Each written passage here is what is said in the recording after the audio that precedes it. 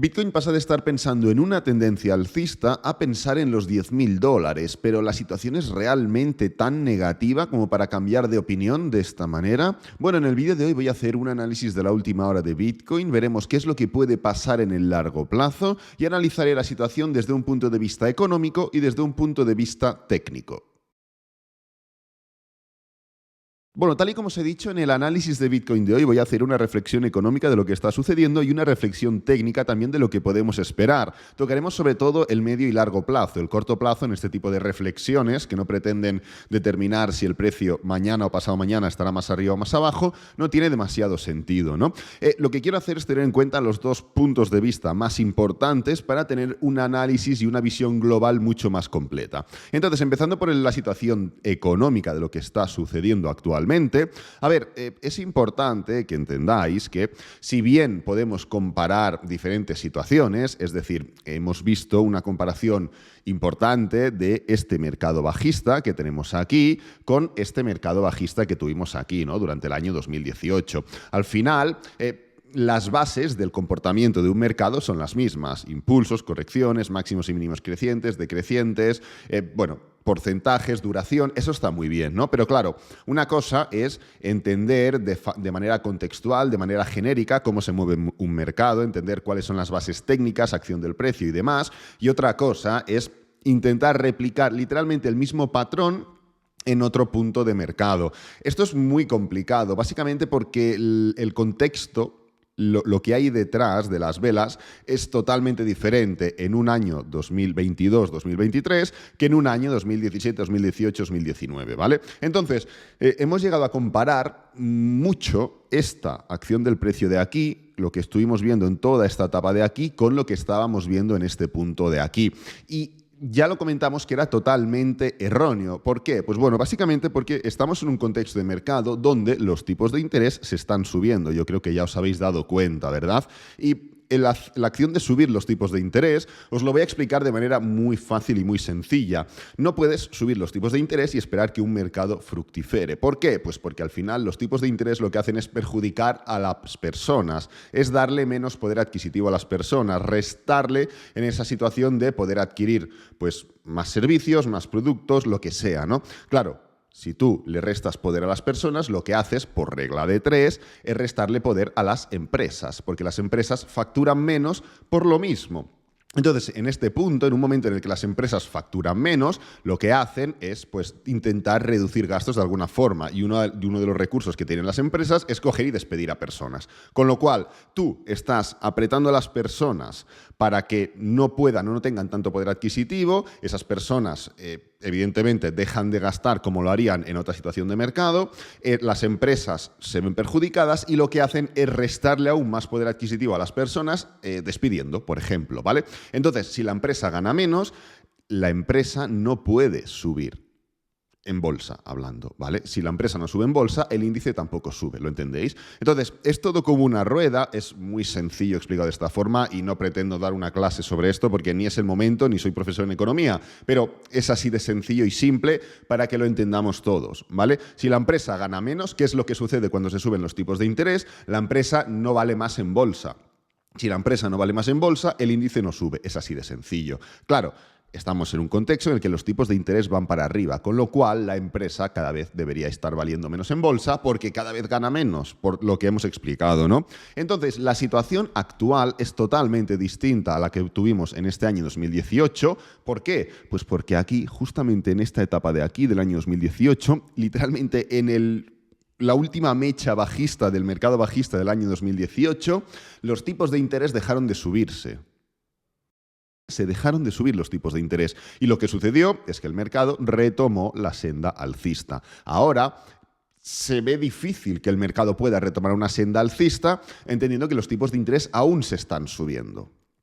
Claro, esto es una regla muy fácil, es una regla de tres muy sencilla para entender que, pues igual, la situación económica no es la mejor o no es la óptima para que el mercado dé ese movimiento alcista. Ahora veremos si realmente están así en el análisis técnico. Pero bueno, además de esto, tenemos detrás el tema de la recesión. ¿Va a haber recesión? ¿No va a haber recesión? ¿Qué va a suceder con la recesión? Aún no hemos tenido una recesión. Si nos estamos debatiendo entre si va a haber o no va a haber recesión, es que no la hemos tenido aún. ¿Esto qué significa y por qué es importante? Bueno, es importante básicamente por un motivo, y es que si tú coges un gráfico que hemos analizado en el canal miles de veces durante estos últimos meses, te darás cuenta que en los mercados bajistas, si el mercado alcista es esto de aquí, pam, pam, pam, y el mercado bajista es esto de aquí, la recesión o el final del mercado bajista, antes de dar un nuevo mercado alcista, este punto de aquí ocurre una vez ya ha pasado la recesión. Claro, ¿esto qué implica? Esto implica que si aún no hemos visto una recesión, es posible que el final de este mercado bajista no haya llegado. ¿Por qué? Por historia sucede o se inicia un mercado bajista, en medio de este mercado bajista, antes o después, viene una recesión, luego cae un poquito más el mercado, forma el final del mercado bajista y ya continúa. Entonces, si no hemos tenido aún ninguna recesión, podríamos entender que es posible que no haya llegado el final de ese mercado bajista.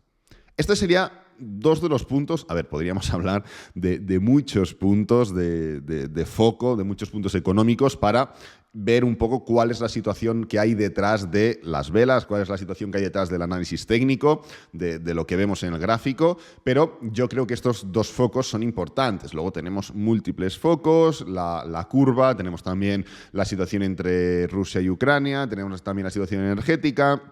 Tenemos múltiples factores, ¿no? Pero un poco la situación económica la podríamos derivar en estos dos puntos que no son demasiado alentadores. Entonces, técnicamente hablando, este escenario económico no es demasiado alentador. Podría hacernos pensar entonces, oye, ¿para qué vamos entonces a analizar técnicamente si ya hemos destrozado la situación económica y ya hemos destrozado el gráfico? Prácticamente lo hemos sentenciado a caer nuevamente basándonos solo en situaciones económicas, ¿no? O en puntos económicos concretos. Bueno, vamos a tratar 3 puntos primero y luego hacemos un análisis técnico. El primero de ellos es básicamente que el precio lo descuenta todo. Tú cuando estás viendo una gráfica, el precio ya está descontando cualquier situación. Lo que estamos analizando y lo que estamos viendo ya tiene en cuenta estas situaciones económicas, bélicas, geopolíticas, lo que sea. Ya lo tiene en cuenta porque el precio lo descuenta todo. Punto número 1. Punto número 2. El análisis técnico no determina qué noticia puede acontecer, pero sí que es cierto que te puede anticipar situaciones que detectas técnicamente y que luego se acaban materializando a través de noticias. Por ejemplo, ya habíamos hablado, pues durante los últimos 2 meses, habíamos hablado a la que se sobrecompró esto, que esto iba a suceder. Y cuando vimos ciertos patrones técnicos por aquí, lo comentamos. Claro, ha sucedido de manera final, básicamente por las noticias que tuvimos durante la jornada de ayer, no de antes de ayer.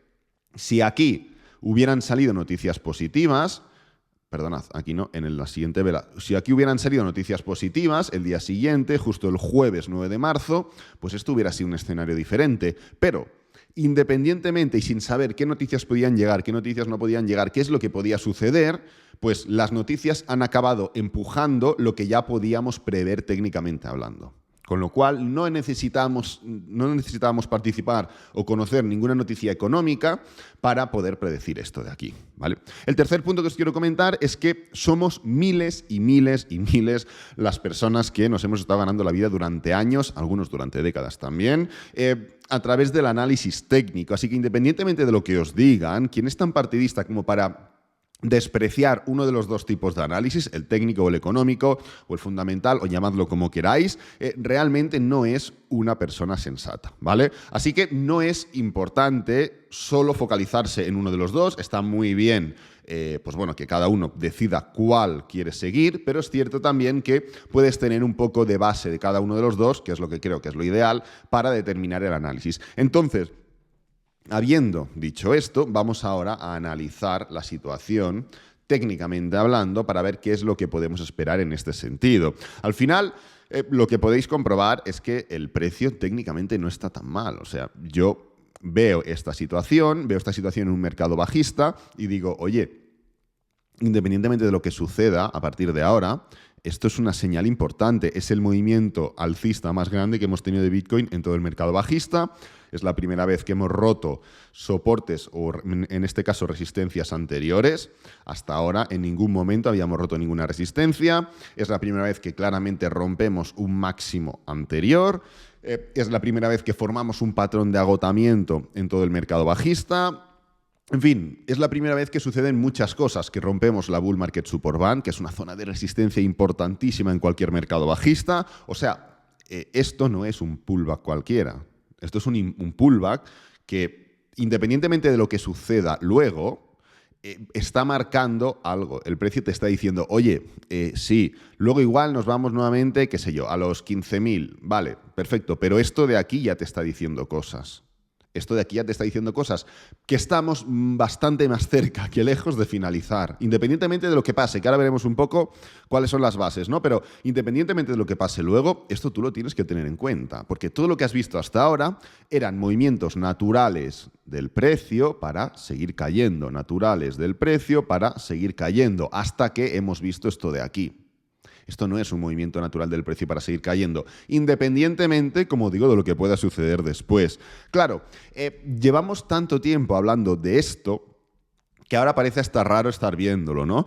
¿Qué me refiero con esto? Me refiero a que después de un impulso viene un pullback. Y si tú quieres verificar si estamos preparados para un cambio de tendencia, tú tienes que hacer este pullback. Y no solo esto, sino hacerte fuerte en este pullback. Todos los alcistas ahora tienen que hacerse fuertes en todo este movimiento bajista de aquí, para demostrar que realmente el mercado tiene más interés alcista que bajista. Si no, ¿qué es lo que sucede? Que cuando se forma el teórico pullback, como el mercado no está preparado, como no hay más interés comprador en este caso que vendedor, el precio cae y continúa la tendencia bajista.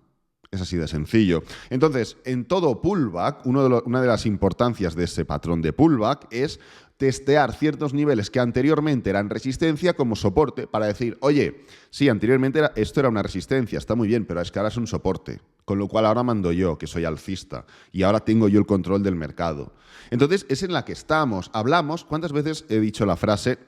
Cuando el mercado vaya para abajo, tendremos que verificar la fuerza con la que rompió las anteriores resistencias. Hemos visto que de resistencia a soporte lo hemos roto todo sin problema. Esta vela de aquí, de la semana del 9 de enero de este mismo año, lo rompió todo. Rompió este soporte de los 18.800, rompió la diagonal bajista de la cuña, rompió la Bull Market Support Band en gráfico semanal, rompió la media móvil de 20 en gráfico diario, la media móvil de 50 en gráfico diario, la media móvil de 200 en gráfico diario, rompió el nivel de resistencia de los 21.500, lo rompió todo.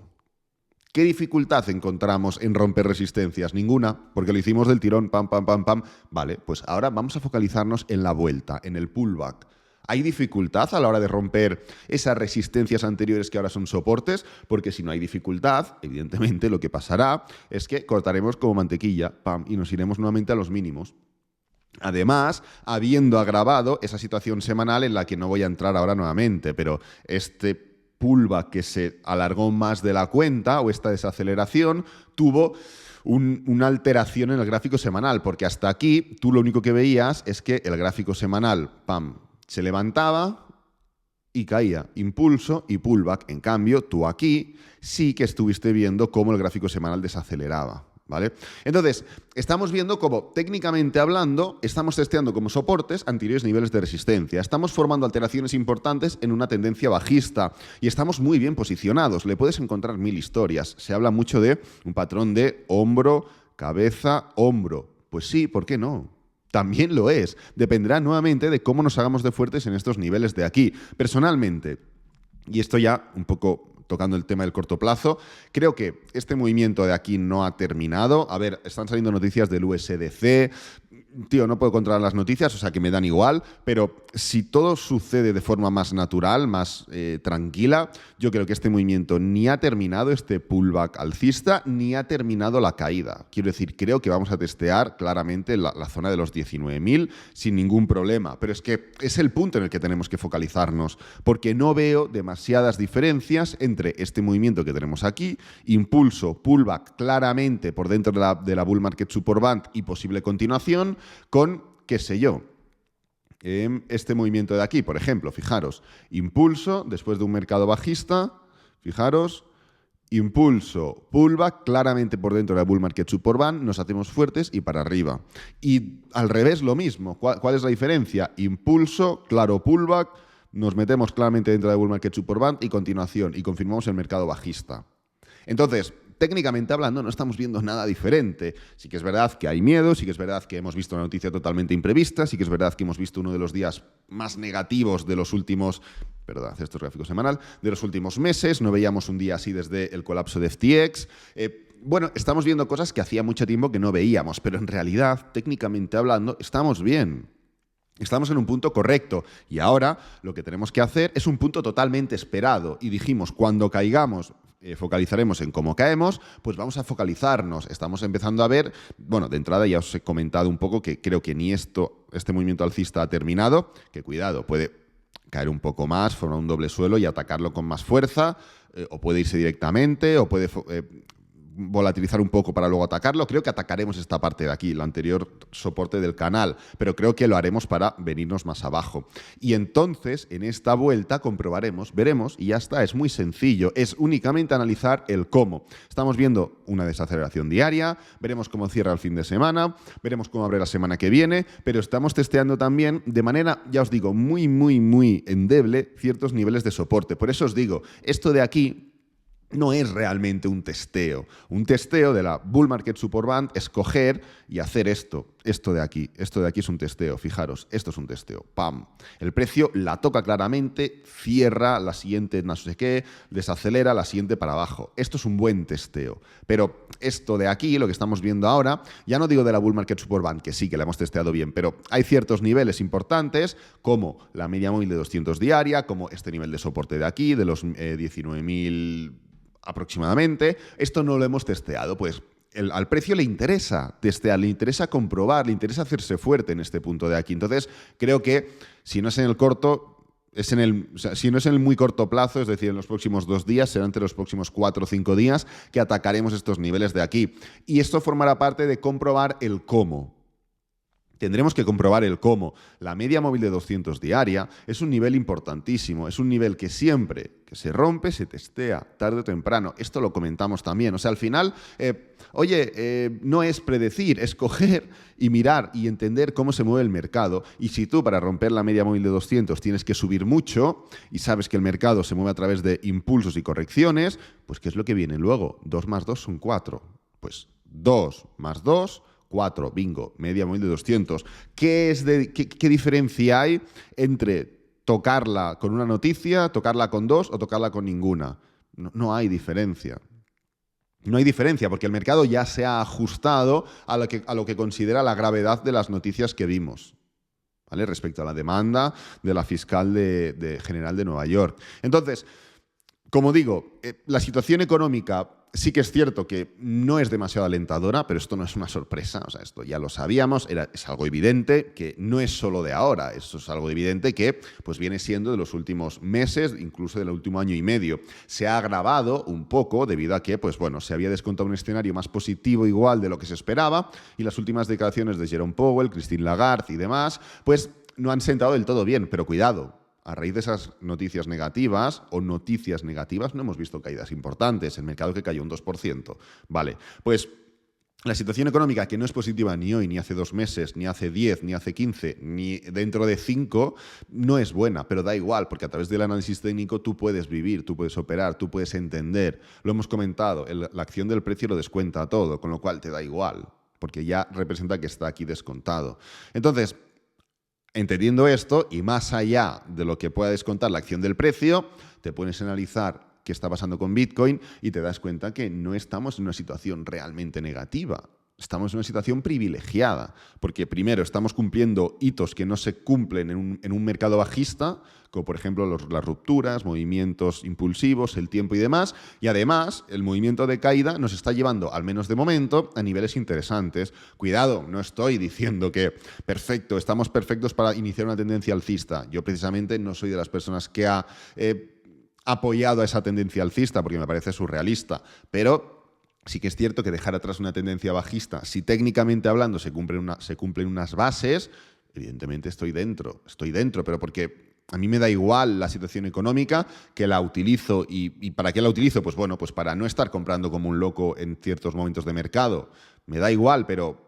O sea, no es que me dé igual, sino que técnicamente hablando la puedo desmentir. Y si la situación económica es X, pero yo técnicamente hablando veo Y, yo hago Y. Porque la situación económica es intangible. Y del mismo modo que hay opiniones positivas, hay opiniones negativas. ¿Ok?